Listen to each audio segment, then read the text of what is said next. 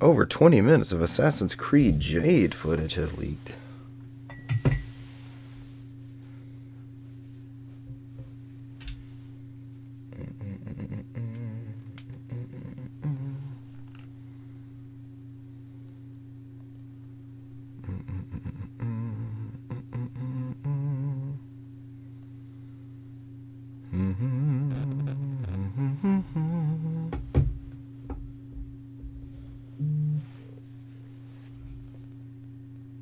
I don't know where to change that. Cesar says clothing is required. I guess it'll just stay on there. Yeah. Mic test, mic test. Everybody give me audio. Oh, I'm just humming Zelda. I'm usually the culprit. I think we're all good. I don't know where to change that. Cesar says clothing is required. I guess it'll just stay on there.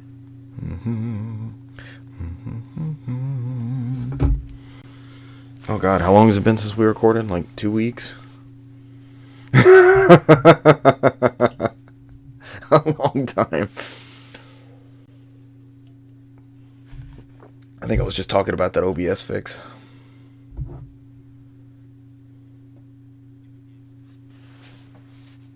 Yeah, it'll be like a yearly recap thing, I think. I think we can skip our weekly stuff. I'll bring up what I played over the break, but it won't be like any in-depth thing. It'll just be some comments here and there.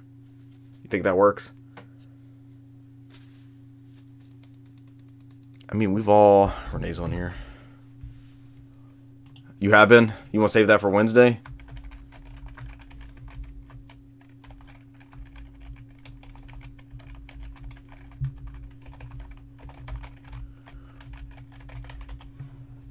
Because we'll be right back at it.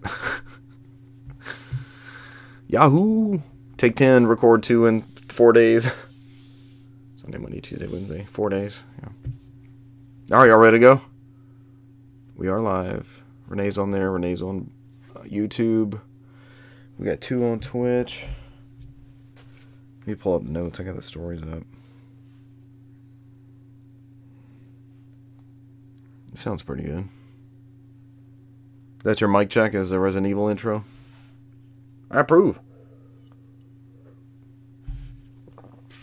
Outside of playing like Final Fantasy Prelude through the whole Prelude.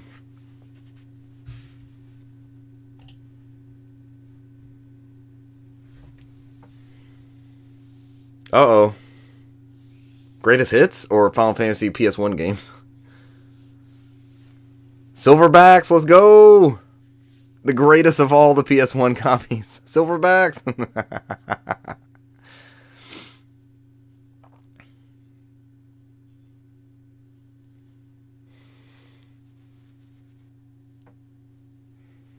It's so crazy though, Brant, because that one PS1 game from the Square Enix store cost you the same amount in shipping. They're usually bad, man. You got to spend like $80 to get free shipping. It's usually... I think we were talking about this last time, but I got like PS1 games, I got PSP games, I got Vita games, I got a PS2 game, I got all kinds of stuff just to fill up that cart. It was crazy.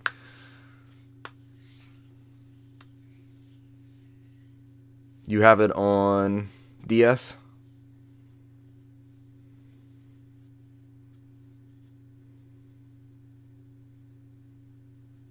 Just randomly?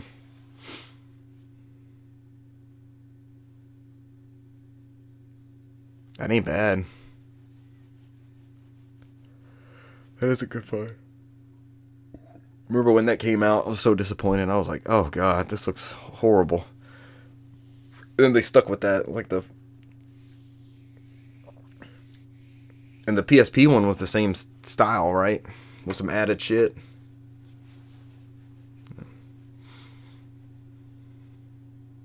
I think that's the one I ended up repurchasing. I may have 3 from the DS days. Or it may be on my alternate storefront. Renee says, I can't hear you, Brant. That's not good. He's on OBS. Do I have to mute one of y'all for that to work again? I haven't had to do that in a long time. Huh? I can't hear you, Brant. It's got to be something on this side. I heard you. Or was that me saying that's not good? All right, let's mute. Cesar, give me some audio real quick. All right, I'll mute Cesar. We know he works. Let's see if it brings Brant back. It's the weird mute one, unmute the other. Mic test, mic test. Everybody get some audio. Are you checking, Brant? Audio. Cesar, give me some audio real quick. Did you hear Cesar on the playback? It's the weird mute one, unmute the other. Mic test, mic test. Everybody get some audio. Are you checking, Brant? Audio. Cesar, give me some audio real quick. Did you hear Cesar on the playback? All I did was mute Cesar. Mm-hmm. Oh my god. Why are we doing this? And I'm recording. I just have to clip out all this crap.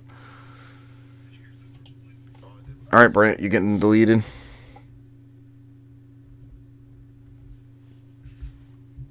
Bye-bye, Brant. Remove.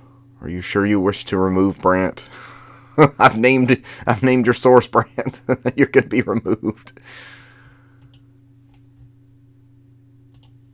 Add back. NDI. Brant. Source name.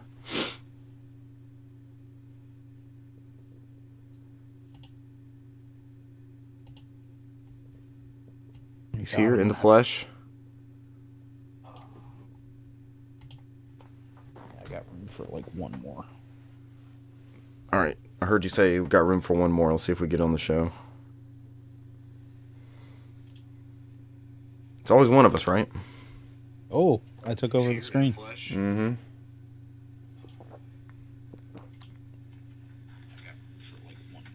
Yep, yeah. You're back. All right. Well done. Thanks, Renee. He has been erased, Renee. And revived. Revive me. So that's our time for a Gears playthrough, man. We've played through them all, except we haven't played through Judgment. Do we pony it up and play through Judgment for once? Yeah, that's the Baird. Oh. Yeah, Baird and who's the other one? We gotta get on before EA shuts the servers down. Black. TF2. They're gonna cut that off? The 2023, they're shutting the servers down. Just for everything? For consoles? For PS3. That TF2. Cesar's now playing The Legend of Heroes Trails in the Sky. He's not got time for us.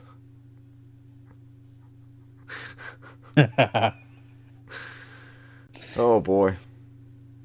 Yes, it is. So it's all versions of that? Except the PC one, I'm guessing? Well, yeah, it's because EA is the one that handled this port. Right. They're shutting down the servers that they're running for this. Right. So, obviously, you can still play the single players, which I watched some content about this today, and it's okay. It's playable-ish. It's the first one I had experience with. I played through Portal in that one. Yeah, Portal it has its moments, apparently. Like, the game doesn't necessarily like you looking through the portals. Has significant frame like drop. The Switch one does that.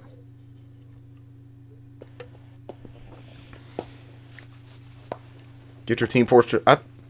Okay, I'll throw this out there. I may have played Team Fortress 2 once or twice. I've never really played it. Oh. Would it be our cup of tea? I remember playing it a lot back in the day. And it works on console? On 360. It works on console? Yeah. Or we join the year of our Lord 2023 and we play on PC like Cesar suggested. Because it's part of that $6 Steam pack that they give out that's like 18 titles. And of course, this is like a super early build where there's only like 4 maps or something. They probably like stopped that updating anyway. it, yeah. Yeah. Would imagine. All right, we're all back in action. When we beat Babylon's Fall, we'll switch to Team Fortress 2 on PS3. Which the online is free, right? I'll talk about next week, but yeah, or in a couple of days. But I actually popped in Babylon's Fall. Oh God, here we go. And started it. I gotta catch up to you We're guys. just waiting on you, Richard. Well, give us a hot take. It looks like ass. Is that accurate? I mean, it looks like a early PS3 game, and you get that like it almost looks like it's supposed to be the style of the game is sometimes when you like pan the camera around when you're in a fight, you'll get that kind of ghosting smear on the screen, but it doesn't look like the good. Motion blur is wrong. Yeah, the motion blur is like sometimes it seems to be turned way up. Can you turn it off? I've not delved that deep into it. Okay. I mean the combat's actually halfway decent. It's probably. I do notice a good bit of input lag though. Like you have to make sure you're ready to jump well in advance and press the button. Sucks. Yeah. I heard good bit of butt there for a like, minute, and I was like, well, that's in the game. There's a good bit of time where I press the button and it just whoop. Takes a second. Is this episode 240? Yeah. All right, y'all ready? Now that we're 10 minutes into recording. Tiger Wood mugshot canvas shop now. What? So, Brant, we're supposed to be recording. What are you talking about? What is this? It's an ad that I have. Did you buy it? Complete your collection. Did you buy it? No. Yeah, shop now. Would you get it? Shop now. It's $73.50. It's not bad. Yeah. Do you collect mug shots or just Tiger Woods photos? I don't know. This is so weird. Tiger Woods mug shots. What is this, Gamatsu? Or no, this is VGC that this is on. Something in the news. It's an eBay ad. Yeah. Should be like an Etsy item, right? Yeah.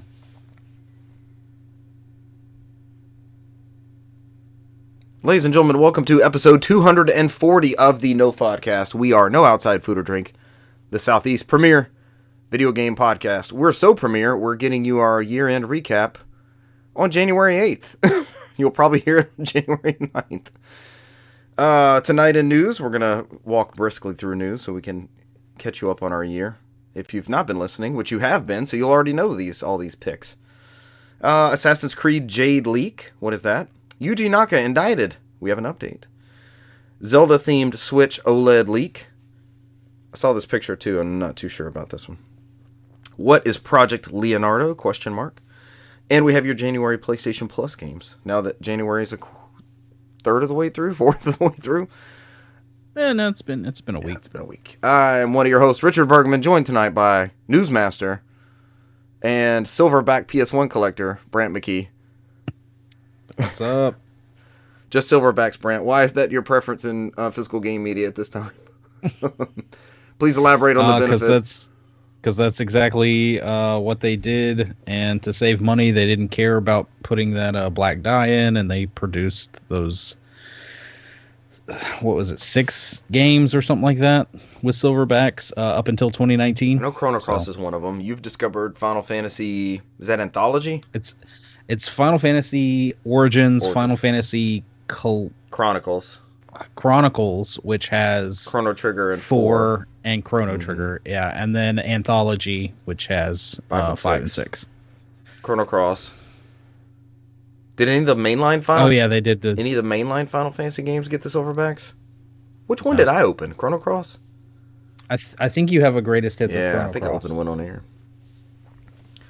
Joining us, ranking the Silverback PS1 games, is Lore Master and Resident Page Master, Cesar Concepcion II. Welcome, sir. How are you? What is your favorite PlayStation 1 Silverback title?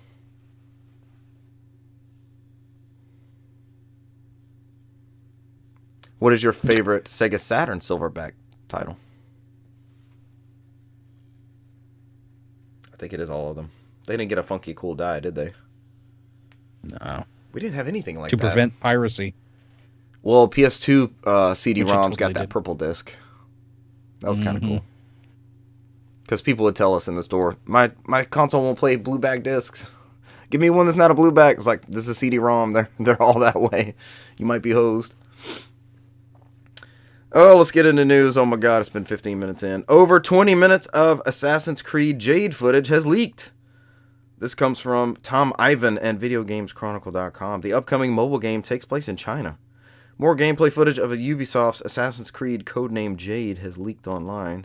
They haven't officially announced this, correct? I'm behind on my Assassin's Creed announcements. It was in that big Assassin's Creed presentation that they did, but it was one of those, it's just like, we have all of these things that are coming out, and Assassin's Creed Jade is one of those projects, and they announced that it's for mobile, but hadn't really elaborated on much of the details. So but previously, like it was 20 just a something minutes. Point. Yeah, 20 something minutes of How gameplay. Did it look? Did you look at the video? Yeah. He says excitedly. No. Is it gone now? Is it the gone top now? one is. No, there's still the bottom down one's at the bottom. down there. Infiltration gameplay. Surprisingly, I mean, it looks like Assassin's Creed gameplay as you would know it, but it's on like a cell phone. Which is pretty crazy. It's pretty brutal as that guy runs up to the palace. Oof. Yeesh. Yeah. But that's still an early build, too, so. Either that or this is the Sonic Frontiers of Assassin's Creed games. Everybody sour on it to start with? Or you're just saying it's like open world madness?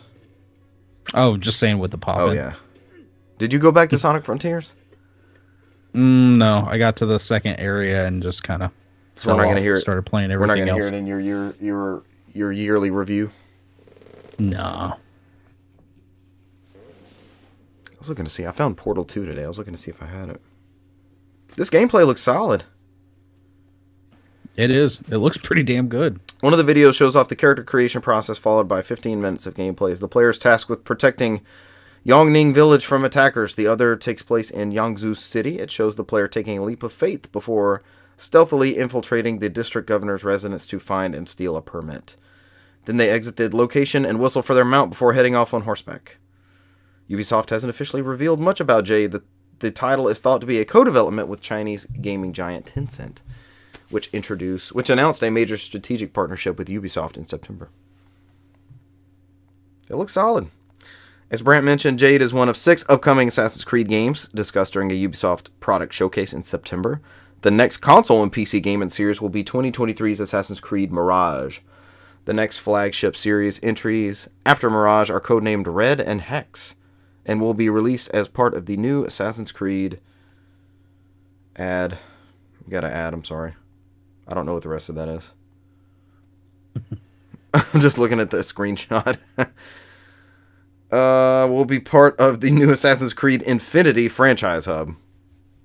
So is that a new trilogy of games? Is that what they're calling that hub? Yeah. No, it's just like a... Stats. Almost like a launcher of sorts, honestly. Yeah. We're to this weird shit where you pop in a disc.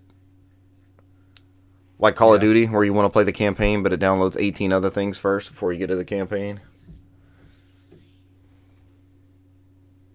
Warzone. And Warzone. Spec Ops and everything else. Zombies. The Wii U version? Was that our last episode? Was the Wii U Ghost episode? Did anybody buy a copy? I didn't get one either. Yeah, I might be in the same boat. That value is going to drop unless Wii U stuff just goes absolutely bonkers, batshit crazy. Which I don't really think it's going to, especially with titles like that. Yeah. These Wii U titles haven't come to Switch. Call of Duty Ghost. Yeah. Black Ops 2 as well. You're right about that. Next up, Yuji Naka indicted in Square Enix insider trading case. The developer allegedly purchased almost 900,000 of stock based on insider information. This comes from Jordan Middler at VideoGamesChronicle.com. Sonic the Hedgehog co-creator Yuji Naka and former Square Enix employee Taisuke Sasaki have been formally indicted following their arrest for alleged insider trading offenses. God, these ads are skipping all over the place. According to NHK, Go ahead, Brant. I was just saying, yeah, it's for some reason it's pretty bad today. It's not just me. It's not my old ass iPad that I bitch about every episode.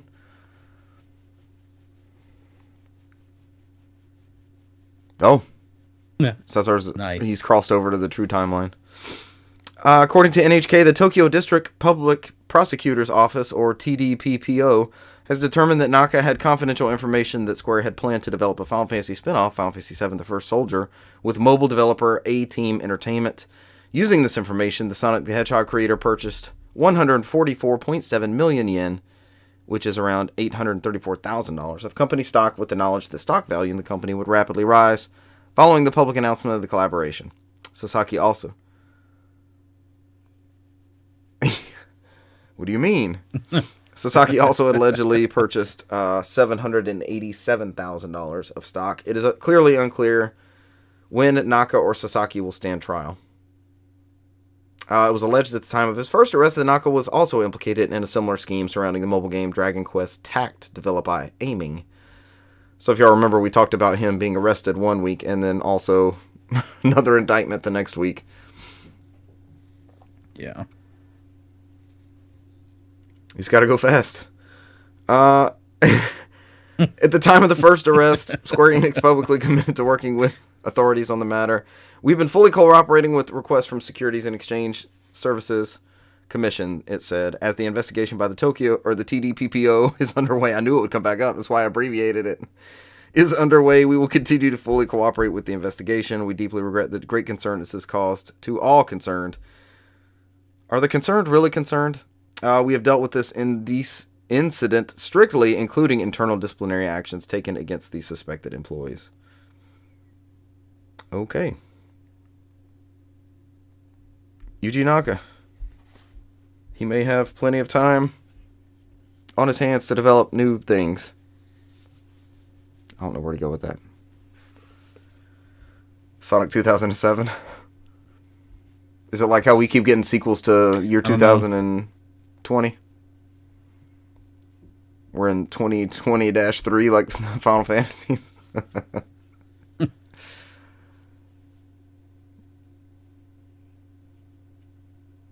This is an intriguing premise. But it's just a flash game. Oh my god.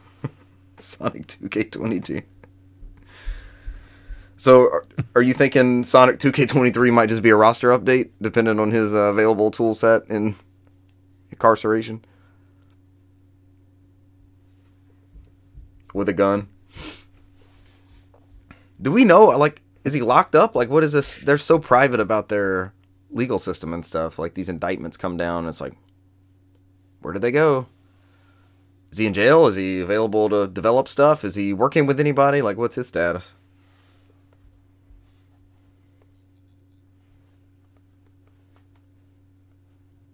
Yeah. It's kind of like a no-go right now, right? I would guess.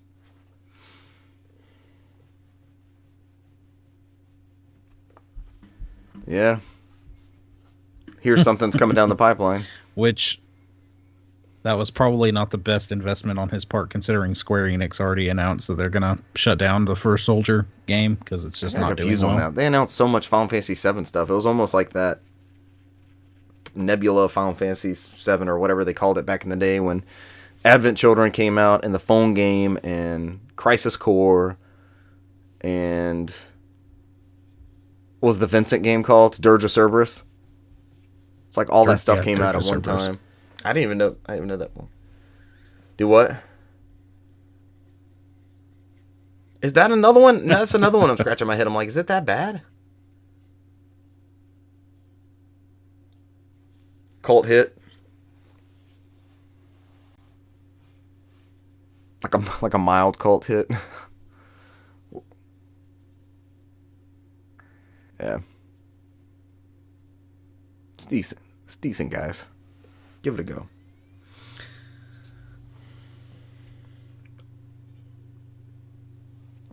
Brant, have you got an OLED Switch yet? No, I have might you not. be interested in one coming out next year? Oh, possibly if it's What? Zelda themed. Are you serious, Brant? What is that? What do you mean? Oh, Yes, rumors abound of this Nintendo Switch Zelda themed OLED. Since we've gotten we've had an Amazon Crossing regular Switch, we've had the Pokemon themed OLED, and I mean technically this year we're supposed to be getting the sequel to Breath of the Wild, Legend of Zelda: Tears of the Kingdom. So it's a pretty damn big release. Wouldn't it make sense to also get a console. Legend of Zelda themed Switch? You think this along is with it? that? Part of this looks like a fake mock-up. I'm not sure. I don't know. This is one of those. It's. We'll do our best to explain it, but I'm sure a lot of people have already seen it. But It kind of does. It kind of does. I see gold. I see gold and green. What about I don't you know guys? it. Yeah, so the Joy-Cons, the left Joy-Con is gold with green, and the right one is gold with See, I some see a light white. blue there.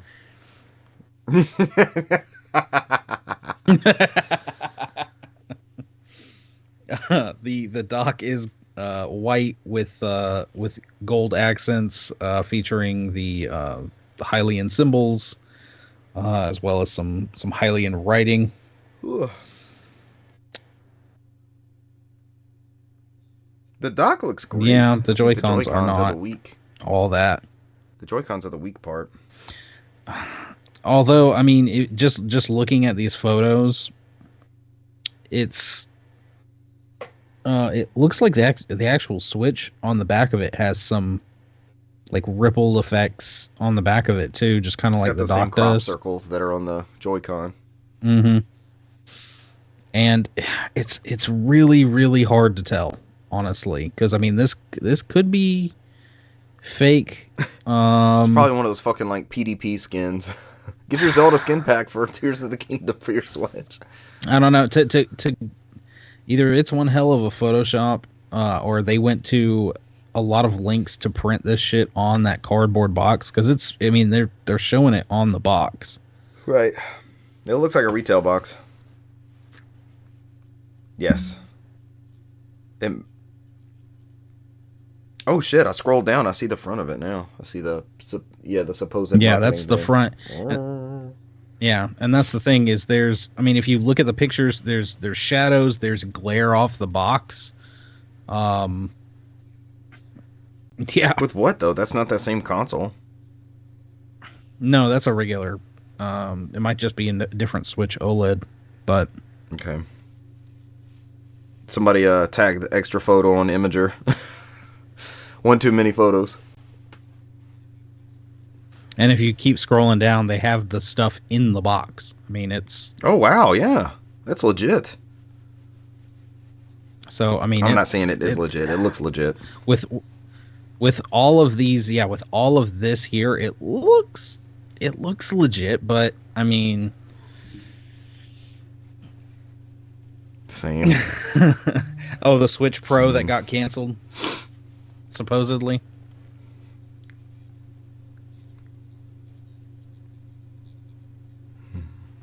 This wasn't even a half step. It was just a prettier Yeah. screen. Not a better battery or load time or anything.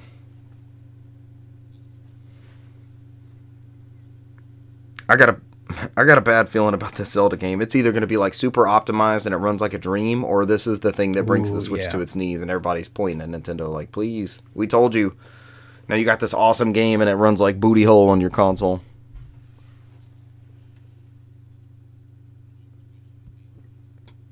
Yep.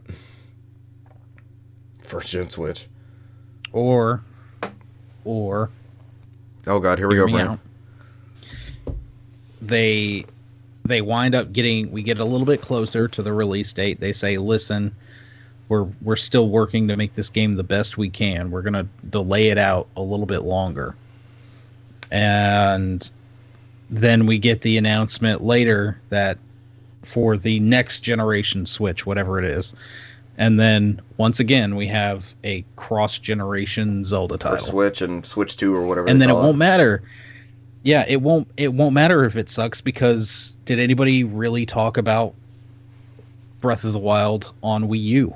No, because everybody was baffled about and just taken away back by it running on the Switch and the whole fact that it was everything about the and Switch. All that, yeah.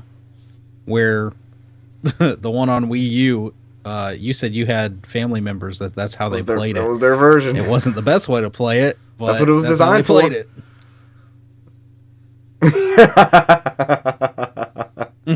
You play what you got, right? And it was a serviceable copy. It wasn't the premium one, but it was a way to play the game. Mm-hmm.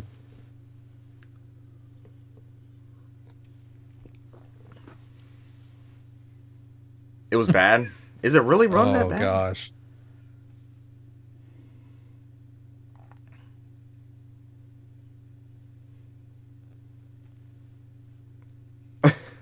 Personally, I've never played that version, but I could understand how I'll stream it one day. It's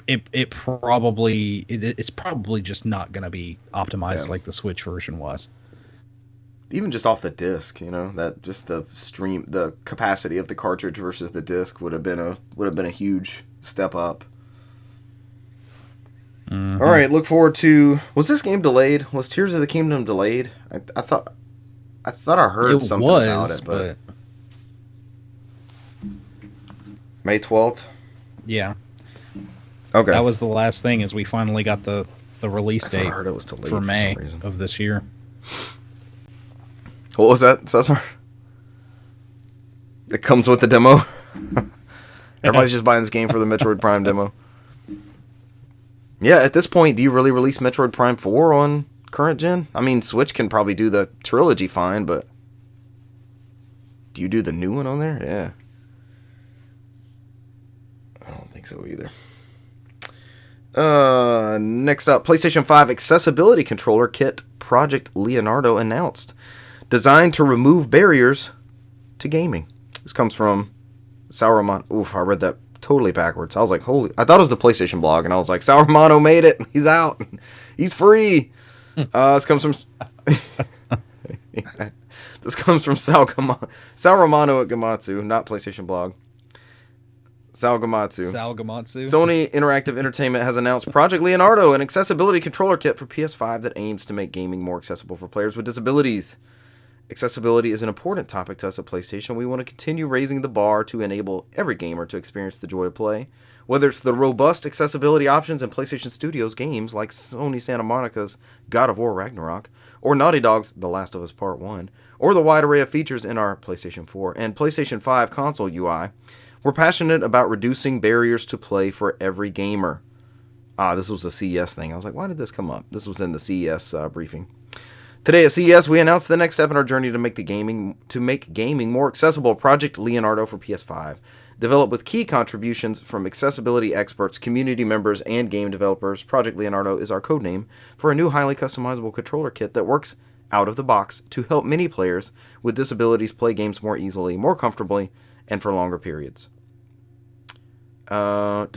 It's highly accessible. It's kind of a roundish looking controller when you look at it. They're two like UFO shaped. They are two separate things, yeah. That are they seemingly are attached to like a small little disc platform. One of them looks like it has a joystick on it. And the other one maybe like a thumb nub type stick. Sure, yeah. And I'm sure you can buy bits and pieces of this piecemeal to add. Yeah, if you look at the other the one down at the bottom, it looks like the joystick or the thumb nub or anything all those pieces can be changed out. And that circle piece has looks like six like smaller like rectangular buttons, and then one large rectangular and then some button. with like bigger diamond shapes. So some configurations with 8 buttons and some with like 7 on there. And you can change them out however you want to. You can button map however you want to. Project Leonardo is profiles. expandable through 4 3.5mm aux ports to support a variety of external switches and third-party accessibility accessories. This enables users to integrate specialty switches, buttons, or analog sticks with the Project Leonardo controller. This is awesome. It can be used as a standalone controller or paired with additional Project Leonardo controllers or DualSense wireless controllers. A combination of everything. This is really, really cool. I feel like a lot of this started with, I think it was last generation, we were able to like share a controller, like, you know, almost like driver's ed, where both people have a steering wheel and the gas and the brake and all that, but you can like share movements in the controller. Like, this person is not going to be able to pull off this move with a standard controller, and then I have this and I can press X or jump or whatever it ends up being. And then, like, was it the end of last generation and like the start of this one, whatever generations are anymore, we got that Xbox adaptive controller that I believe works on PlayStation stuff. Yeah. I think it and I'm guessing that bit in there where they said other accessibility controllers, this type stuff will work on those that controllers. Did they call it adaptive? Is it adaptive controllers the name of theirs?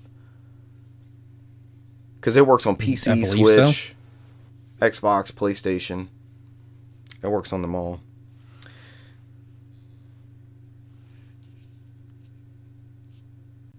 Yeah.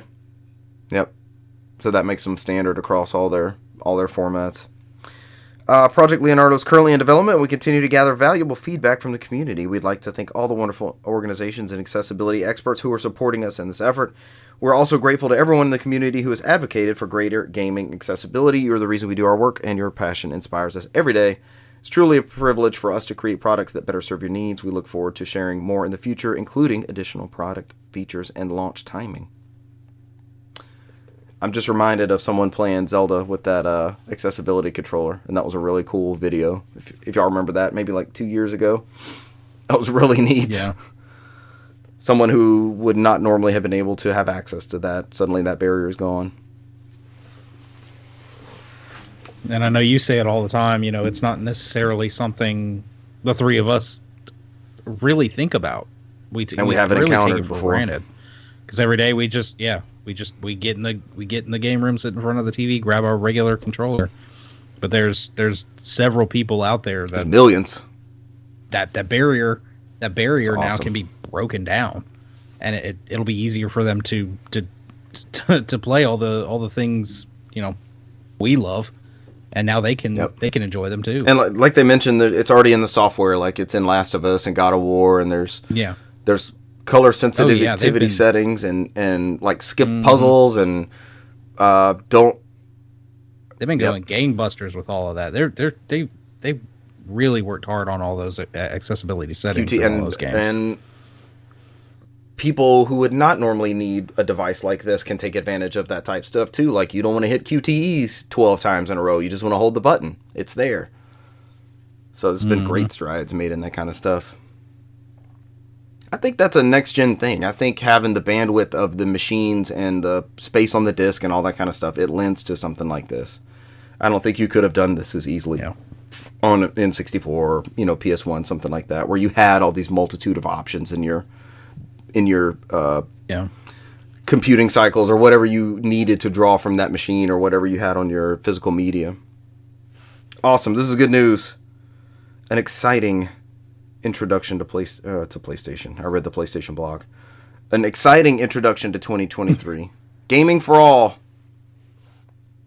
I want everyone to be murdered in Halo like I get. Across, no barrier to Halo murder. No matter who you are. All right, somebody tell me about these PlayStation Plus games. Once again, excellent titles. Real quick, we'll go over these. I want to say they're actually, as of right now, they're all available for download. So for your PS4, PS5, jump right into Star Wars Jedi Fallen y'all Order. both just played Get through ready this, for right? the sequel. I feel like I played it when it had come out. Cesar had played it mid last year, late last year, maybe. Good ass game. Good ass game. Get ready for Jedi Survivor. Fallout 76. One of those games that had a really rough launch, but apparently is pretty good. So, definitely at least claim all these games for sure. And then we have Axiom Verge 2. That is also PS4, PS5. You do not have to have had played the first Axiom Verge. Apparently, you can just jump into skip or Axiom something, Verge isn't it? 2. Mm-hmm. I've played neither. I have them both. But you've also played yes, neither. I have not played either. Man, that was he was all in. Was that a Wii U version of Axiom Verge? That was like what he was developing it for, and one of the Nintendo Power people left to go help him make the game and stuff. I think Thomas Happ is the guy's name. I might be misquoting that. Okay, that's it for news. That's it. Let's get into our yearly recap. News. I just noticed something real quick. Hold on. In which we discuss the year in gaming for each one of us. We do discuss yearly things. Damn, I played Dead Space last year. I was looking at last year's list. I played Dead Space. Talking about the girlfriend or something in the second one. That story had him all messed up. Why do I know so much about that lore?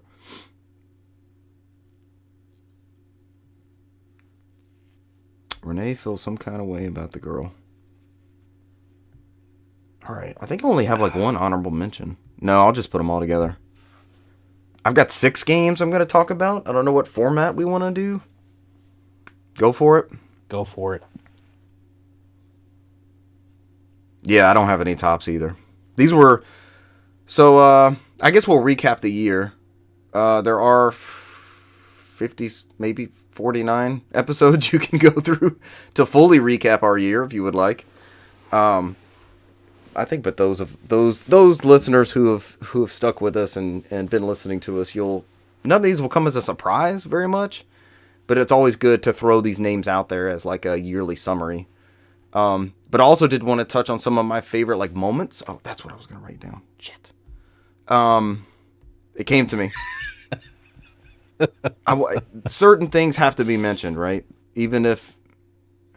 See, and I did all this last week. I did the cramming. Did you really? Sitting there, and then we wound up putting this show off for like 2 weeks or a week and a half. No, yeah. I was looking back. I was like, what happened this year? I was hit and miss on certain titles. I've still played a good bit of retro. I played a lot of Halo. It was pretty much a year like maybe the 2 before that were, since I've gotten on this big Halo kick the past couple years. Oh God. But definitely I think one of the big takeaways from this year, there's Renee in the chat talking about the Dead Space girl. One of the big takeaways from this year is like the attention to either retro games or retro inspired games or retro collections. I didn't play it. It's gnawing at me every day that I have yet to play Atari 50, but it's supposed to be the de facto way to do a game collection with all the developer interviews, and they completed a game like that Sword Quest series. They finished that with approval of the main creator of all the Sword Quest games back in the day. They're finally documenting some of these stories. You'd always heard these stories about Atari, and now I guess people are far enough out of retirement that they can actually tell some of them, and those are recorded in this. It's a documentary. It's a documentary about games, and as much this particular title got me thinking about my love of video games. It's very much the actual games themselves, right? But, and I think it's the reason we all are on this podcast. It's the stories behind the games. It's why they come to be. It's what inspires these people.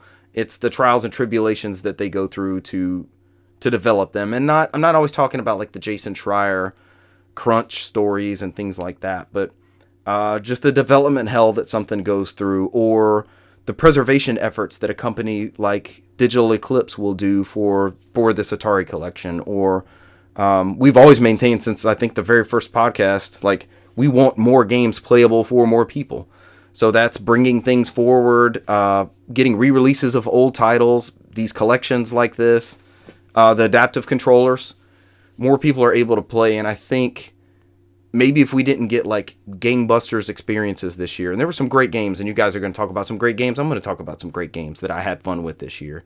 But even if we didn't make like these crazy moves and strides with next generation type stuff, I think we cemented and like spread out that true blue ocean thing that Nintendo was talking about as far as people playing games. And I've seen it happen in my household. We're all gaming now. It's the bug has officially bit everybody. So, and you see things like with Fortnite and Among Us and all these other titles that take over the news.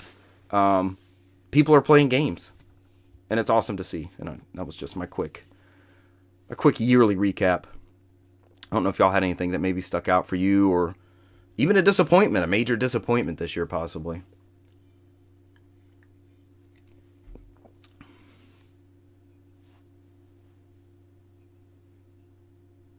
You got started off on a major retro kick. You got the, what is this thing down here? Yeah, you got the Polymega and went to town with it. You were playing all sorts of disc-based stuff right off the rip.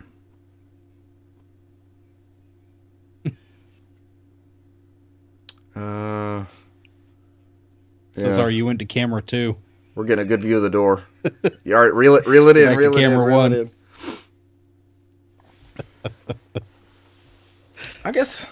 I guess I'll just run down mine, and then we'll bounce around from there, right? Just like we do games played. And I'll add a little bit to each one. It's not going to be a major thing. Teenage Mutant Ninja Turtles: Shredder's Revenge, which we all played. Was that cross-play when we played it, or did we all just play it on Game Pass?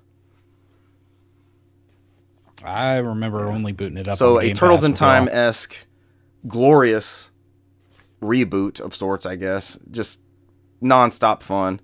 I think Cesar will vividly remember my fight stick clicking in the background in everybody's ears. Click, click, click, click, click, click. But that night, I think the first time we played it, it was was it the three of us on a stream?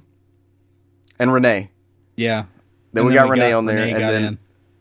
yeah, After, and like, we played 2 later levels. on at a certain point. I know my brother got on there with us, and a friend of the show, Robbie, was playing at some point. I think we had 6. We had the full 6 at one point, and it was just so much fun. I laughed so much. It's a great game. It's a perfect homage to those titles. 6 players, come on. Great music. Awesome. Bring on more games like that. I don't have a physical copy yet of that one for some reason. I did buy 4 copies of Cowabunga Collection this year, so I did my part on that one. Among Us VR. Cesar sent a tweet about 2 months ago when that was announced, and some influencer was playing it, and it looked like pure chaos. And so I've played several rounds of Among Us VR, and it is the best of online gaming. It is the worst of online gaming. I've heard some funny, crazy stuff. I've heard some god-awful stuff that makes me want to boot people out of the game completely. But it's so much fun. I finally understood the Among Us, or Mahungus as my children call it, the Mahungus thrill of the imposter and the accusations and all that stuff. And I've seen screenshots of like the 2D one and gameplay and stuff like that. But the 3D, being able to see people and walk around and things like that, it really brought that experience home. Psychonauts. I've been playing this one recently, and this is a platformer from the original Xbox. I remember selling this at retail and not many people being interested in it, and it quickly going to $20. But they don't make them like this anymore, and they didn't really make them then. It's a timeless game. It's like it would be akin to watching Casablanca. It's still as good now as it was in 1939. This is an awesome, awesome game, and I was talking to Cesar about it the other day, and apparently I'm not done with it. I'm like nowhere close. And I've been playing for a long time. No. Brant, I'll do a little bit of games play. Brant, I'm at it's the kaiju level, as Cesar calls it. I'm in Kamachara or something like that as the boss I'm trying to fight. Oh, yeah, it's so good though. I've played so much and it's so good. I'm like, God, this is incredible. The I will say this: you may get to the same point I got to. The end of that game almost broke me. When you get to the very end, it takes place in like a circus, and Oh, don't there's tell me, don't tell like me. the I knew very who was in a last circus. fight. Don't There's tell me, this. don't tell me, don't tell me. There, oh, I'm just well, Oh, that's the difficulty part. yeah. There, it's that's yeah. There's this crazy like platforming, and it almost broke me, and then I wound up. I do this thing where if I hit a difficult part and I can't do it, I watch a video of somebody doing it just to It like is prove to possible. myself it is possible, and just Look, watch this it. And I'm guy like, did it. that's what I'm doing. That's what I'm. Why is it not working for me? But just doing it and watching it, I psyched myself into finishing that game. But yes, the end is where you wind up hitting that like difficulty See, I feel like I spike. hit one with this level. This But boss is so it's a good freaking game. ridiculous hard. I cannot. And I think part of it, Yeah, my it's patience good. has run out because I'm over the kaiju thing. The game's pacing and the levels and all that have been perfect so far. This one I feel like is a little stretched out in a way that's just not fun. Like I'm not enjoying climbing the buildings and trying to get the figments, and the tanks are Yeah. shooting at me, and all you're doing is really using your new shield technique. Yeah. Like I'm just over the. He's Raz is like super plotty as he's plodding around as the kaiju in the city, and but the bits with the lungfish and things like that are really funny. Like the telecaster saying that you're some god awful creature, and then they're like trying to get you to save everybody. It's the kaiju bit, as Cesar called it. But I could tell this game's special, and I've already ordered. I sent y'all a picture. I got the PlayStation VR one, and I got a physical copy of Psychonauts 2. So those have arrived. I love everything about that game. If I could get all the if I could get all the action figures, and like if it was a property, like a regular property, like a cartoon. Something's wrong with Doggin, man.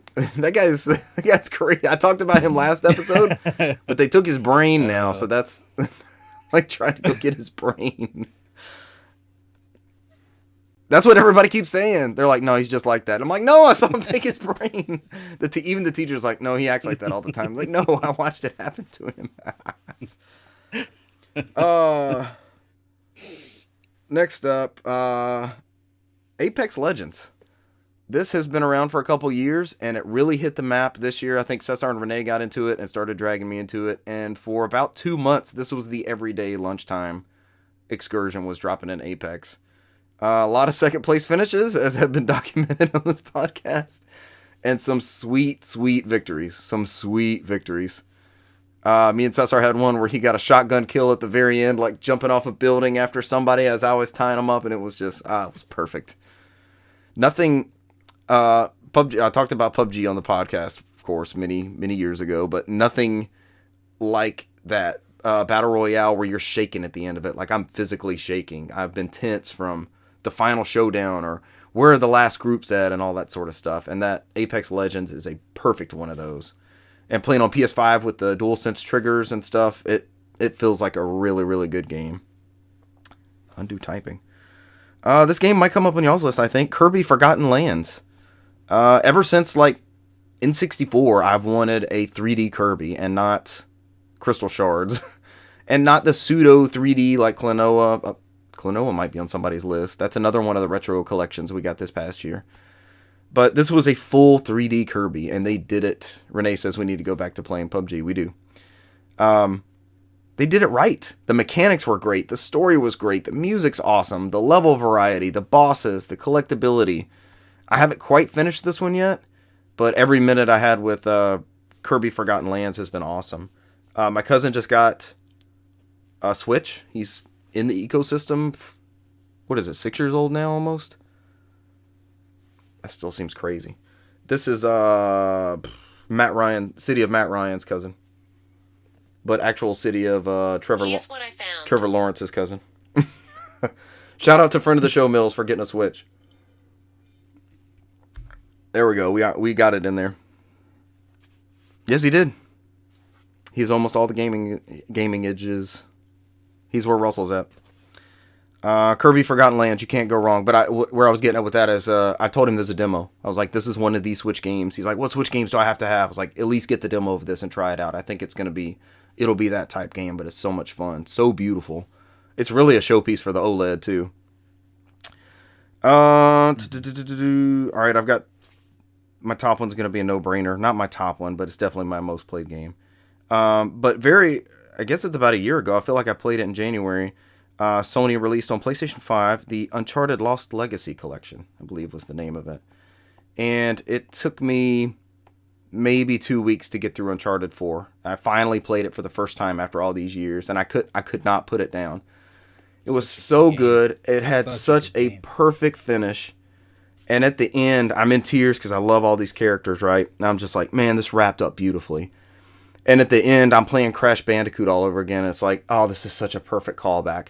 Then the camera pulls back, and there's an epilogue to that bit.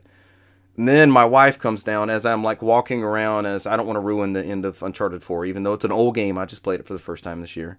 But as you're walking around as a certain character, in the end, I'm just straight bawling down here in the game room. And wife's like, what's wrong? I'm like, it's her. But that just hit. That was such a perfect, it's a perfect game. I think Uncharted 4 is, I think it's top 10 worthy all time. And this PS5 version is impeccable. It plays perfectly. I've said it before. Either it is a hard choice between 2 and 4, of which is my favorite Uncharted game. They are both just so good. But 4 almost every time I'm like 2. Well, 4. You're arguing with yourself. Yeah, that ending of 4, like I loved every bit of the. It is a story about husband and wife. It's a story about business partners. It's a story about brothers. It ends up being a generational story by the end, and it just all, like, as far as like storytelling and stuff goes, it hit me every direction. I freaking loved it. It is truly a masterpiece. Uncharted 4 is video game perfection. And people say Lost Legacy is maybe as good, if not better. I'm like, okay. So I've yet to play that one, but that one is, of course, on the list. Then last but not least, I know it was on last year's list. It'll probably be on next year's list. We've all played a lot of this together. Is Halo Infinite. I've complained a lot. I've raved a lot. Just when I think something will wane interest, Cesar and Renee actually did it to me this time. They were like, man, we got to play Fiesta. We're hooked on Fiesta. This shit's good. And now I can't get away from Fiesta. Fiesta's incredible. It's a great equalizer. When tactical feels like it's not going your way, or you finally have less people, because I have so many friends through Halo now, or that I've drug into Halo, that we often end up with big team bullshit, right? We end up with a big team battle as soon as we get 5 people. So I know there's a roadmap for next year's content for Halo Infinite. I'm hoping for maybe some 6v6 or 8v8, just some localized things that we can pick. They've already said the season 3 you're going to be able to pick from Forge maps, so that opens up a whole new realm of maps, and that'll be awesome. But I'm looking forward to more Halo Infinite in 2023. And probably Zelda's my most looked forward to title, I think. Very curious to see how it runs on this Switch hardware. Yeah. And then whatever surprises are coming. I know Digital Eclipse working on another retro thing of some sort, and Konami seems to be in full force for either several unannounced games. Yep. that they've teased. So coming soon. We do. I forgot about those. You're right, Cesar. I think Sea of Stars is this year, which I'm very excited about. I still want to check out that RPG that it's been out, but it's out on Game Pass now. That Unchained Echoes, I think it is, or Chained Echoes. Downloaded that. I want to check it out, but yeah. But I guess I want to clean up this studio. Maybe one of these times y'all be looking at me and I don't have this freaking black and yellow tubs behind me. There's plenty of room in here. I just have to make room for myself. Or penguins or pirates. But I guess all in all, this was a great year in games. Even more friends online and playing together with you guys. I feel like I've played more online with friends this year than in previous years, which I'm very grateful for. Yeah. Yes. They actually left us the other night on Halo to go play Battlefield, and me and Cesar won't go to it because we're undefeated. We haven't died or lost on Battlefield. We haven't even died. You realize that, right? Hey, is that one of our games of the year since we're undefeated on Battlefield? We beat the game. We beat the game. Oh, let me touch on games played real quick because we had Cesar and Renee were here for New Year, so it was kind of an impromptu type thing. Renee, who I hope is still in the chat, had never played Mario 64 ever. Never played Super Mario 64. Brother. Played it for the first time, Brother. and I was like, Come on. this is, and he did Ba-Bomb at the top. We also started a playthrough of Ocarina of Time, which got to the Deku Tree. I think it always gets to the Deku Tree. And then... Yeah. Yes, it did. I bumped the 64 somehow, and it froze. You know, remember how the cartridges would freeze if you bumped the system? And then Renee and I promptly defeated Russell and Cesar at a game of NFL Blitz 2000. It was close. It was like 51-49 or something. Y'all did. Y'all gave it a go. We had one of the better teams in that game, so it was a good competition. I'm always down for a close game like that. It's always a good time. But I just want to touch on some of those New Year's games. That was a lot of fun. Yeah, you actually made a field goal, which I never see on Blitz. Brent, one of my goals this year is to get you over here. We're going to do something. Maybe we all stream something. Yeah. I'll clean this place up. I'll have some room in here, and we can stream some crazy shit. We'll hook up something. I still want to do... I'm going to get in touch with the Extra Life people. This is one of my things for 2023. I want to do some sort of Extra Life stream under NOFODcast where we do the charity type thing. I think it would be absolutely awesome. All right, I'm going to hand over the mic. I'm done talking. Oh, wait, one more thing. This is important. Oh my god. That's right. I don't think I've showed you this yet. I don't think this is quite up Brant's alley. You know that symbol, right? Specifically, Monster, yeah. Which is like Green monster. Yeah. Monster Energy. Zero sugar. It Zero tastes like sugar? that formula.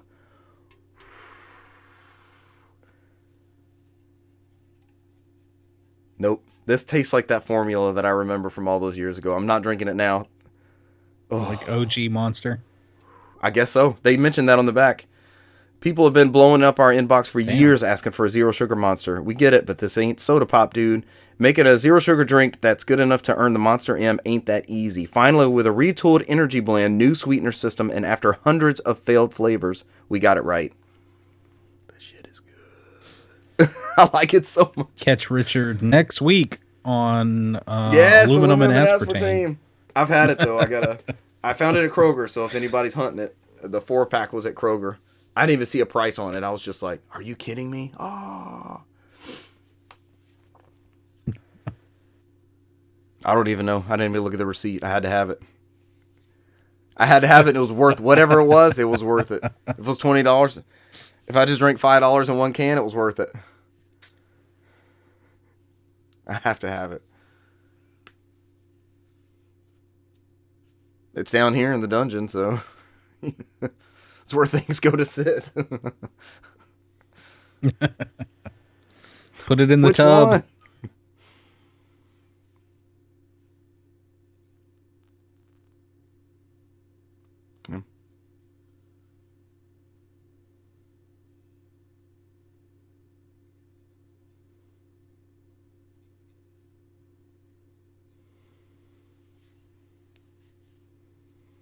Yes.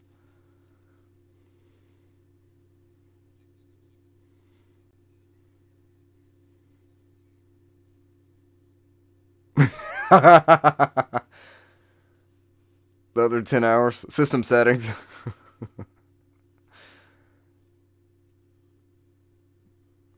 Me Plaza.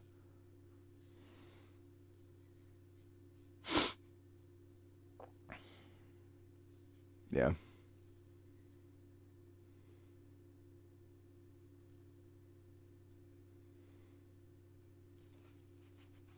Yeah. That's all of us. That's not just you.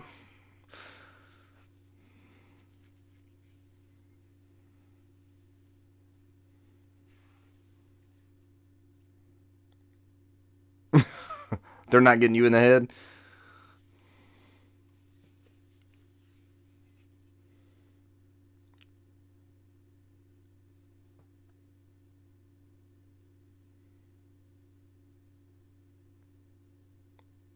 They that shall not be mentioned.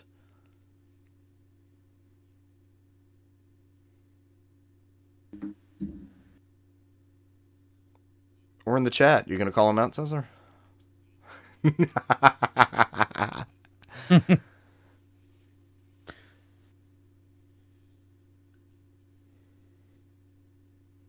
Yeah. I always look forward to Saturdays with you guys.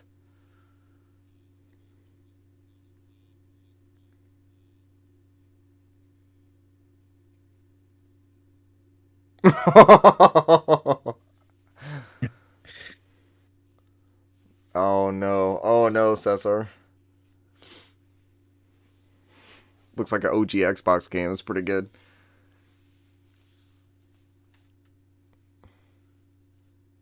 Ooh.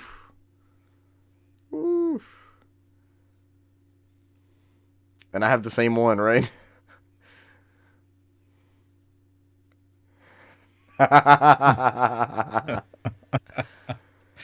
Nice. Yeah. They finally made it. They finally did it. It looks right. This is how it should look. I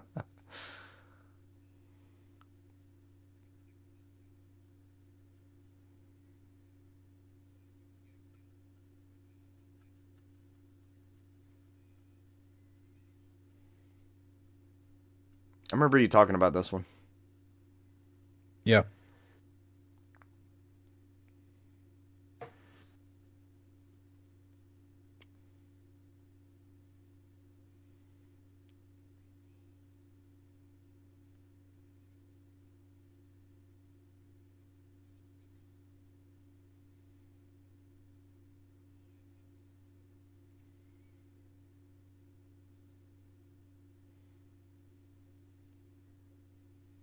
Yeah.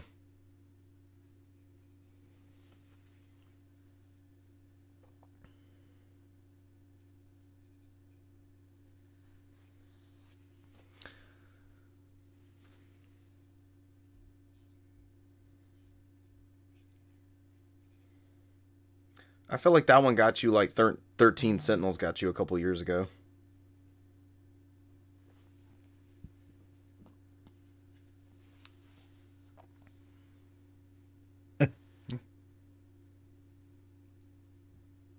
Yeah.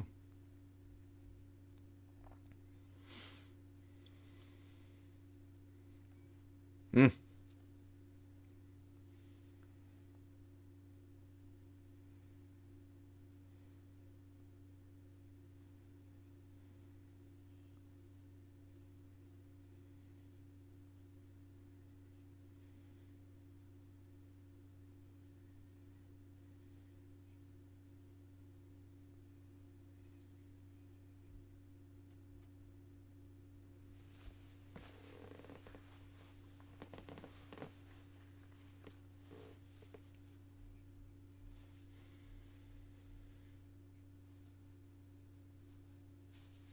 Right. Yeah. You're exploring stuff, and then you hear the character you're traveling with go, "I don't think you can do that yet," or "Yeah, I don't think you have the right piece of equipment for that." And it's Is like, it just "Ah, son artificially of a gating bitch." you off? Or is it padding on the in game sort of thing?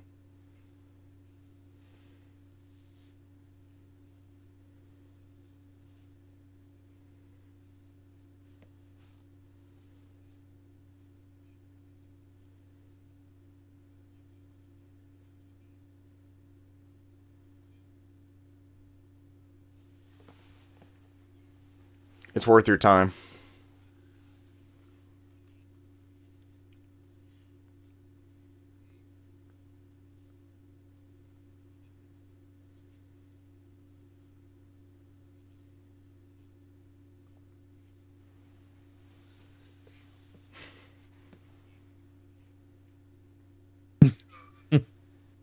Wow.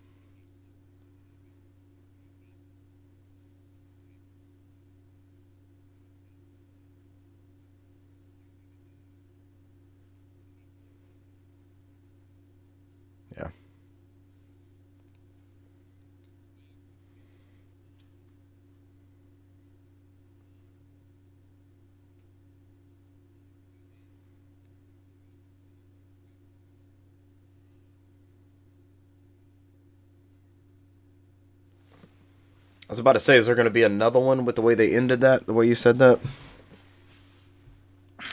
It's always good. Yeah, they said that this was the end of that Oh wow! The Norse mythology. In 2 games. So okay. Yeah, they did a lot. They did a lot.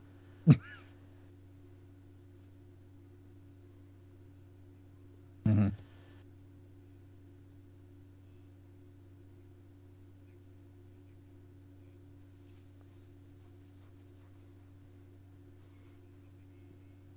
I knew that'd be on your list this year. It almost made mine. Playing online with y'all was a lot of fun.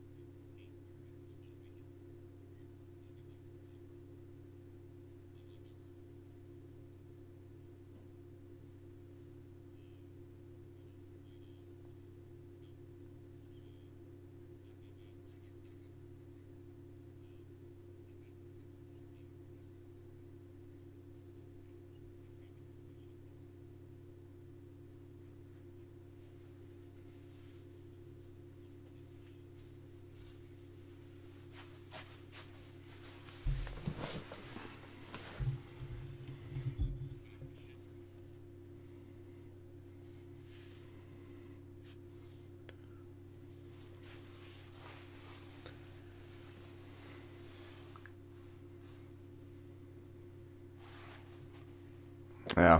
I thought this might make the list too. You make me want to play it.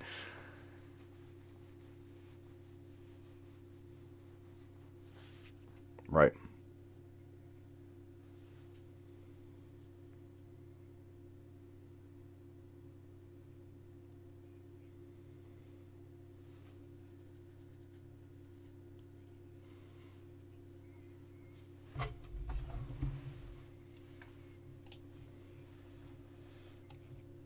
Go along the same path every time.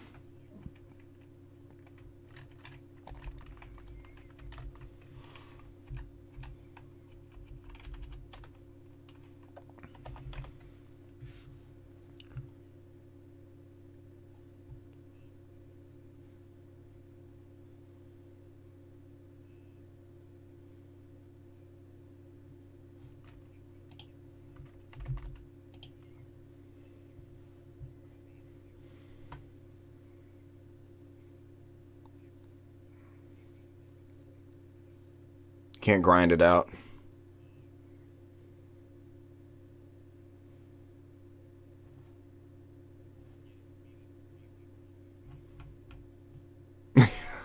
With a Guitar Hero guitar.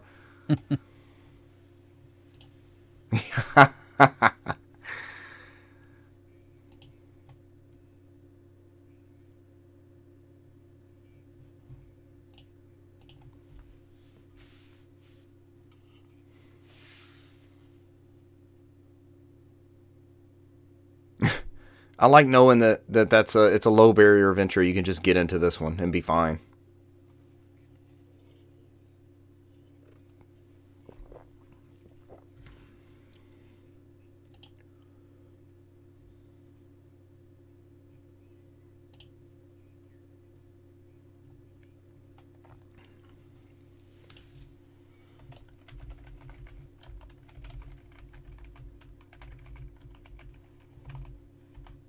Damn.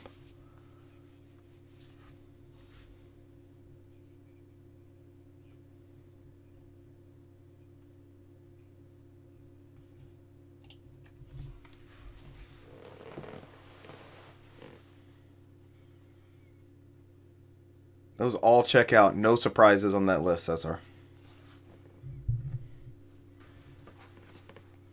Bring us home. Ring out 2022 and ring in 2023, Brant. As I did last year, my presentation is going to be a slightly different. It's not based on the game I played most or anything like that. It's games that strictly, when I looked back at my list, because since being on this podcast, I've every time I play a game, I pull up the notes on my phone, and I have a notepad to where I play the game, I write it down. I beat it, I go back next to that game, and I put the date that I beat it. You got an extensive list at this point. As of at this year, every year I start a new one. So this past year in 2022, I played I played more games than last year. I played around about 80 games.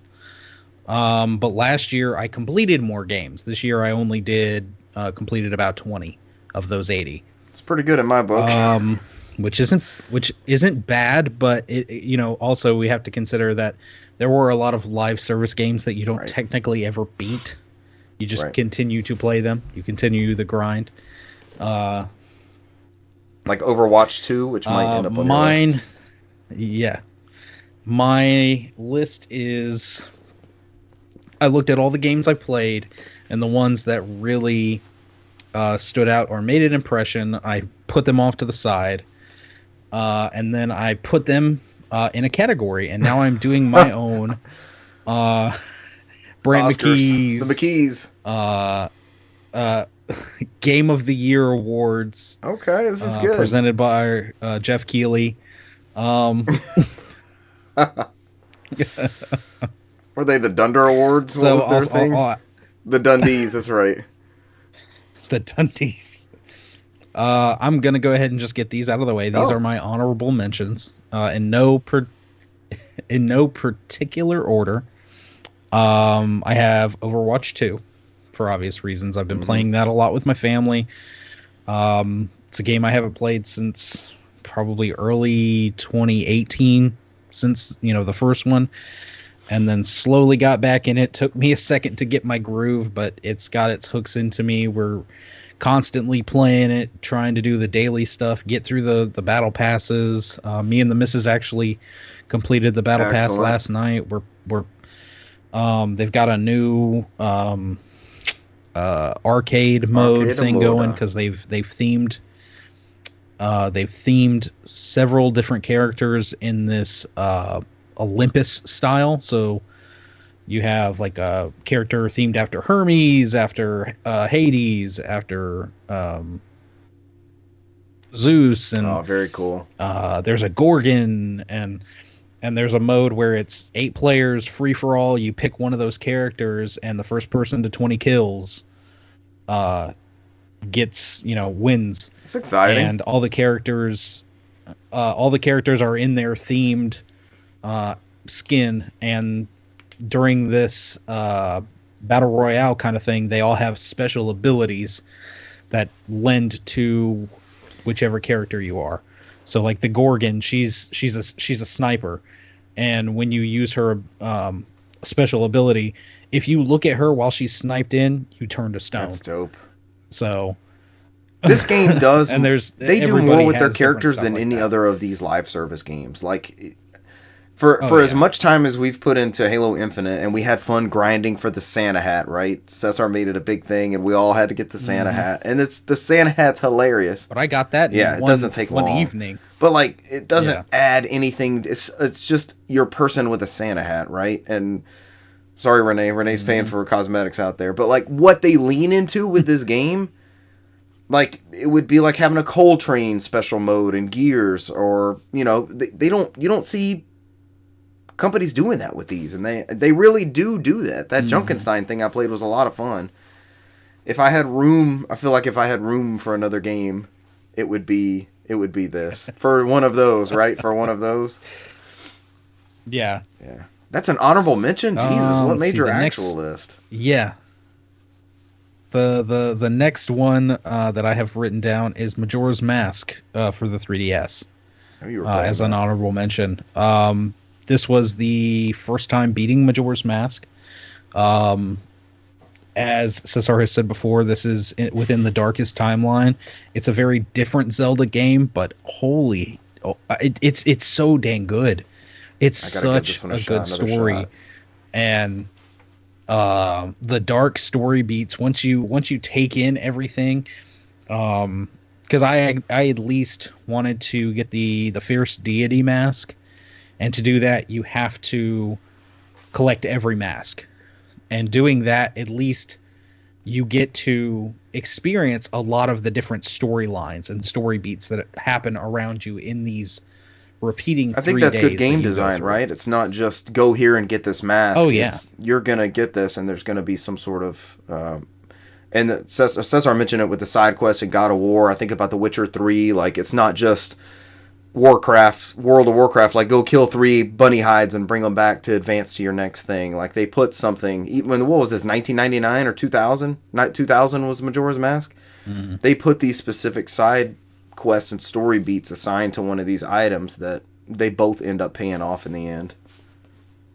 It's just good game design, and it's and to see all the different story beats. I mean, there's a little bit of romantic tragedy. There's a little bit of silly, just crazy humor where, you have to, there's a hand that it comes out that's looking for toilet paper. It needs toilet paper, but you just give it a title deed so he can, so he can buy it. And I've got to give this game a shot as much as I love Ocarina. Just all, there's a thing where you have to protect the ranch from these aliens. It's one of the craziest Zelda games I've ever played, and it's probably one of my favorite Zelda games now, where before I couldn't even give it a chance because it put me off so much the first couple times I tried to get into it. But this, especially once I sat down, looked up a guide that I could just kind of lightly follow that wasn't going to spoil anything, and played through it. It's such a good experience. And then the ending, how it just goes through all these things that you knew from those 3 days and just kind of completes everything. It was a great game. Not just an expansion. It's a great game. Or Cesar, what's the term? No. ROM hack. That's it. ROM hack. They tied all the threads and stuff together. This one might come back around, because I am still playing it. I have not completed it yet. I'm still on day 4, but Parasite Eve made it into my honorable mentions because it is such a damn good game. I'm still working through it, but I'm still having a lot of fun, and the story is what's really good. The combat's so different from anything else that you'd experience in a Square Enix game of the time. And the visuals, just how they still stand up to today. Both the regular graphic visuals still looking stunning to the I talked about it, the other week, where you have these horrific, grotesque mutations of these animals into these beasts, and it still looks pretty crazy. That's what I remember from it. Isn't it like a mouse or a possum or something is one of the first things that's like... Yeah, the very first thing that you see is that, the mouse just like freaks out and it was so good. You had it on your list, TMNT, Shredder's Revenge. We all had a great time with that. God, classic so return to form. Just like the Turtles in Time. Did y'all finish that without me? Because I don't think I finished it. Okay, I still have not. We got to get back in there, but it still was good enough to make our lists. Another PS1 game, Klonoa: Door to Phantom Isle. I played and completed that PS1 classic, and then like a month later, we got the. Thank you, Brant, for bringing that to us. So. I willed what that. What are you doing next? Parasite Eve? Is that your next flex? Hopefully. And then, of course, last on my honorable mentions, Halo Infinite for obvious reasons. We continue, as both of y'all have said, we continue to go into that. Every time we're getting to the point where we're finished with this, it's we're tired of the BS. They update, they give us that little dangle bit, the carrot, we find something cool, we get into this niche game modes, whether it's land grab or fiesta or whatever, and we just bring wind up back having land a great grab. time. We still can't select it right now, can we? God, land grab is so good. Damn, I will play some land grab. I will leave this podcast and play some land grab. All right, so now I'm going to get into my games of the year. This is tough. You've mentioned a lot of stuff that I know you liked this year. You played a shit ton of games, though. So each game, yes. Each game, I thought about the game and I put it into a suitable category. So as for, let's see, I'll start my way down here and work up. So as for my action adventure game of the year, I have Kirby and the Forgotten Lands. We haven't, like you said, we haven't had a true 3D Kirby. Both me and my son got this at the same time. Played it side by side. Looking forward did you find this in this level? Oh, did you find it? Yeah. Just constantly going through trying to get the collectibles and make sure we have the high ranking in the level and beating the different bosses. Talking about getting stuck on the same boss, talking about our strategies for beating it and what power-ups are we going to use and this, that, and the other.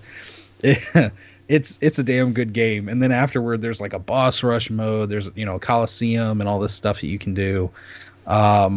It was definitely the Switch has brought out the high points and the big returns. We had Metroid Dread. That was a big return for 2D Samus, and it was, probably the best selling. We've had Kirby and the Forgotten Lands, huge game, sold gangbusters.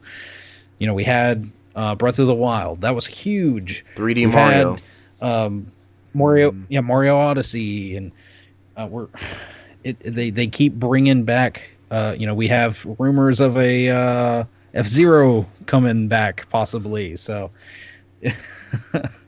If they can keep bringing back the big hits and knocking them out of the park every time, 100%, I'm there for it. And I was just thinking about the Kirby Cafe where you had the gacha game and you would unlock things and go back to the cafe or the hub world and upgrade your items and things like that. It just had so much depth to it in the very simple Kirby way.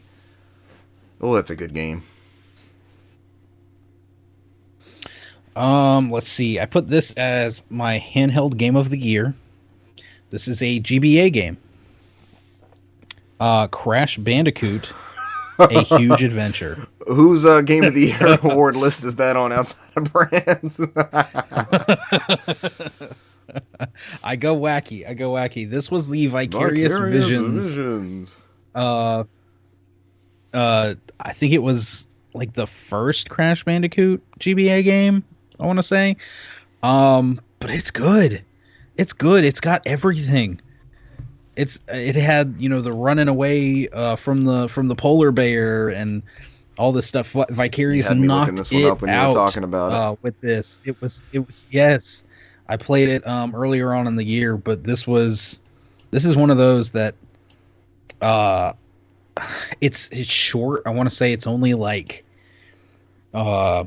four like levels, and there are 4 stages, and each stage only has like maybe 5 levels or something like that you go through. Wasn't there like a hang gliding, like a full 3D hang gliding or flying or something? Yeah, there was all sorts of different varied gameplay, and it's just like a regular, like full on Crash Bandicoot 2 or 3 kind of style, and it was so good, and just all GBA.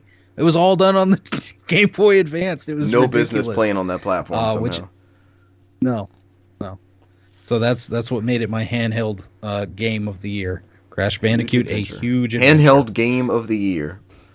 Better than Kirby Forgotten Lands, also a handheld game. Technically, I played it all Okay. Pro Controller on the TV.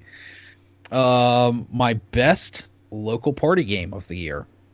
I have this as PlayStation Playroom VR. Not only is this a free game, but it's Good game. it's an amazing game. This is the one that I told you about where you can play a lot of games. Four people can play with controllers. One person can play with the This is headset. the one you were going to hook up for the kids' You've party, got, right? you know, Yeah. yes, I did, and then we proceeded to play it for like 2 hours after everybody left, and then like a couple days later, we we had played it as well. Good stuff. Just going Good through all the stuff. things. The game where you go into a bar and you're the person in the headset is the new sheriff in town, and you've got the controller and you've got to, you know, shoot the bad guy where everybody else behind you is having to describe the bad guy that they see on the wanted poster, and it gets more difficult and more difficult. Oh, we need something like that for Oculus. If you get it wrong, asynchronous. the bad guy shoots you and it just sticks to the glass of the. You can shake it off. That's great. There's you know, the thing where the mice have to get cheese and you're a cat and you're behind some curtains and the cat's got to peek out of the curtains. So the players all run around as little mice and you have to stop moving for the mice to hide. And the cat, as the cat, you either lean forward or lean back to pop your head out of the curtains. And if you stay out too long, the dog comes by and jumps on your face and licks you.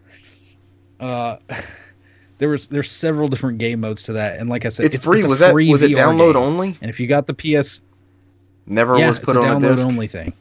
Damn. No.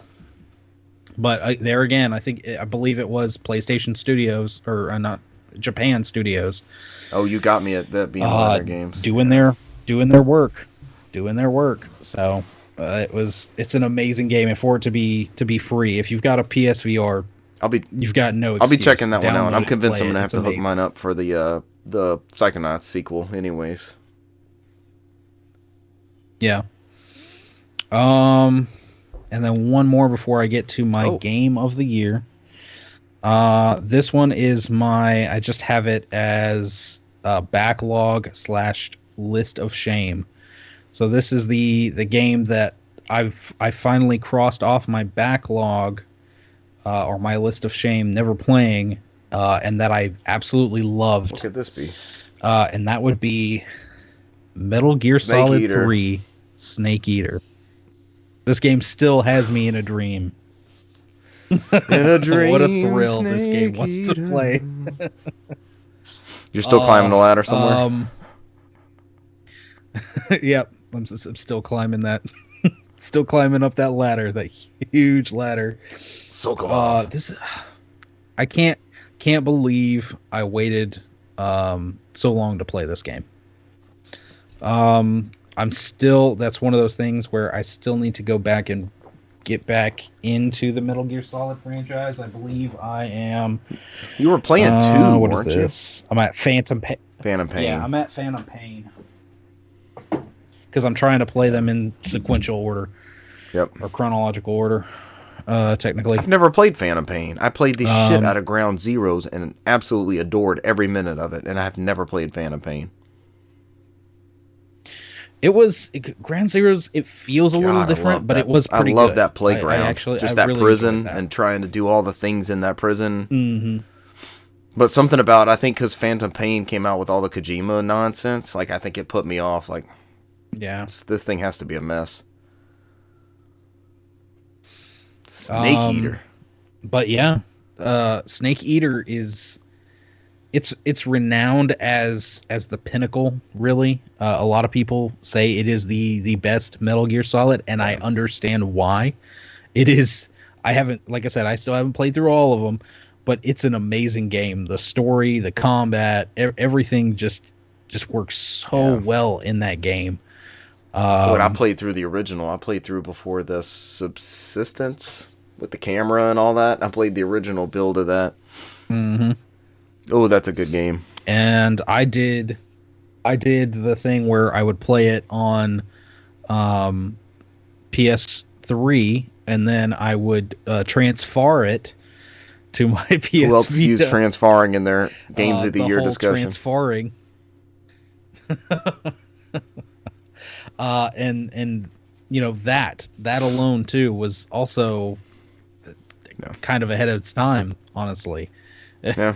It just worked. Especially in an era of them balking at you for doing stuff like, no, you can't copy that save to a memory card and do this. That'll ruin the integrity of the save, or whatever their reason was. I think I would agree with you. It is not my... It comes down to like best and favorite Metal Gear Solids, right? Yeah. So I think my favorite... The first one is like... It's almost like Zelda games or Mario Karts or... I guess even F-Zeros, but like the first one that you really latched onto is the one that... Like I really love that Game Boy Advance F-Zero. Maximum Velocity. And but I think it's one of those cases. But an argument could be made for 1 or 3, I believe, easily as best, favorite. It'd be a toss up. They're just so good in their own ways. I haven't beat 2. 2 was I was playing pretty far on 2 a couple years back. I know 2 was pretty contentious because of what they did. I think. Because you start out as Snake. Oh, the epic troll. Kind of like Halo 2. Yeah, you wind up, playing as somebody different for the entire rest of the game. And then some of the weird stuff at the end, which has ended up being oddly prophetic 20 years later. Yeah. All right, Brant, lay it on us. Snake Eater gets there. And you played the Vita one, right? All right. You played PS3. I played it PS3 and Vita, yes. Either way, amazing way. Amazing. Brand's game of the year. I don't know what this would be. Easy. Cesar, you got a hunch? What has he played most and talked about most? Overwatch is real heavy on that list. But that's the thing, is it's not based on what I played the most, or, right? Well, I'm trying to think what like stuck that. out. Like what hit Brant hard this year? I'm drawing a blank. You've mentioned so many of them. Oh, Splatoon. Maybe Klonoa. I already had Klonoa in my PS1 mentions. version. This was going to be the... You include the PS1 version and the remaster. Yeah, the GBA Second place handheld game of the year. Oh, yeah. Those were in there. That was pretty good. My game of the year for 2020 is a very simple game. Simple, Pong. but amazing. Simple and clean. Or Breakout. I would accept Breakout as an answer. My game of the year for 2020 is none other than Stray. A game which we got for free, but I enjoyed so much and felt it necessary to support them even further, and got a physical copy. Actually wound up I did wind up finding a cat this past year. But considering and it's an orange cat. Orange cats are dope. But considering I already have 4 of them, I was able to find a nice home for it, and it winds up going with my father and his wife. So I thought you were gonna say you threw it right back out in the rain. It's like, oh, Brant. This went poor little guy. Poor little guy needed a home. And he was sick. So, but Stray. And you streamed it. You streamed it on our channel. I streamed it, completed it. I completed it on like International Cat That's Day. That's very random, Brant. The only game that keeps track of how many times you meow. Very cool.